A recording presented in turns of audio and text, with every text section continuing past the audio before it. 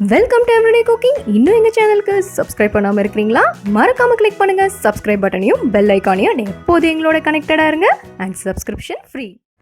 இன்றைக்கி நம்ம பலாக்கொட்டையில் வடை எப்படி செய்கிறதுன்னு பார்க்கலாம். இதுக்கு ஒரு 15லேருந்து 20 பலாக்கொட்டை எடுத்துக்கோங்க. பலாக்கொட்டையை காய வச்சிங்கன்னா தோல் ஈஸியாக உறிஞ்சிடும். இந்த மாதிரி தோல் எடுத்துட்டு அதுக்கப்புறம் குக்கரில் போடுங்க. இதோட ஒரு கப் அளவுக்கு தண்ணி ஆட் பண்ணுங்கள். 3லேருந்து 4 விசில் வரைக்கும் விட்டுடுங்க.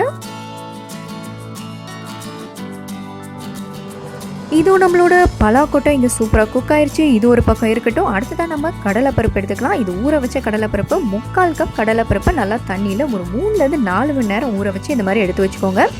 இதை இப்போ மிக்சியில் ஆட் பண்ணிக்கலாம். இதோட ஒரு 2 இல்லைனா 3 காஞ்ச மிளகாய், ஒரு சின்ன துண்டு இஞ்சி, 2 இல்லைனா 3 பூண்டு, 1/2 டீஸ்பூன் சோம்பு, 1/4 டீஸ்பூன் பெருங்காயத்தூள், தேவையான அளவு உப்பு. இதை இப்போ ரொம்ப மைய அரைக்காம ஓரளவுக்கு நல்லா பேஸ்ட்டாக அரைச்சி வச்சுக்கோங்க. அண்ட் இன்னொன்று, இந்த மாதிரி பேஸ்ட்டாக அரைச்சிங்கன்னா உங்களுக்கு வடை நல்லா சாஃப்டாக வரும். அண்ட் கரகரப்பாக அரைச்சிங்கன்னா நல்லா மொறுமொறுன்னு வரும். ஸோ உங்கள் சாய்ஸாக இது. அடுத்ததான் நம்ம பலாக்கொட்டையை நல்லா கரகரப்பாக அரைச்சி எடுத்து வச்சுக்கலாம். இதோ பலாக்கொட்டையும் ரெடி. இப்போ இந்த ரெண்டையும் மிக்ஸ் பண்ணிடுங்க.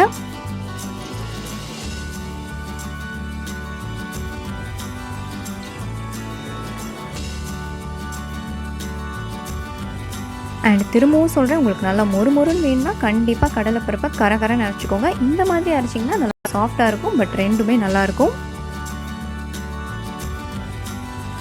ஓகே, இது ரெண்டையும் நல்லா கலந்து விட்டாச்சு. இதோட நம்ம ஒரு 1/2 கப் அளவுக்கு வெங்காயம் பொடி பொடியாக நறுக்கி ஆட் பண்ணிக்கலாம். அடுத்ததாக கொஞ்சமாக கருவேப்பிலை, கொஞ்சமாக கொத்தமல்லி பொடி பொடியாக நறுக்கி ஆட் பண்ணுங்கள்.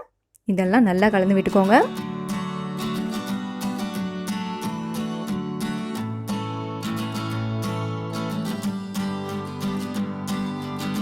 மிக்சிங்கெல்லாம் முடிஞ்சது. அடுத்ததாக சின்ன சின்ன உருண்டைகளாக எடுத்து வடை மாதிரி தட்டி பொரிச்சு எடுக்க போகிறோம்.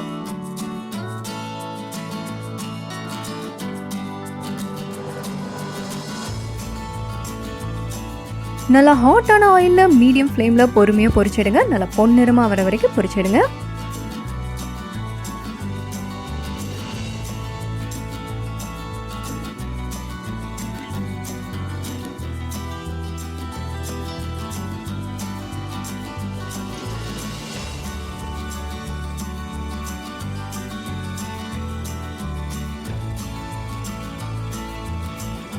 கலர் நல்லா சூப்பராக சேஞ்ச் ஆயிடுச்சு. இந்த ஸ்டேஜில் வெளியெடுத்துடலாம்.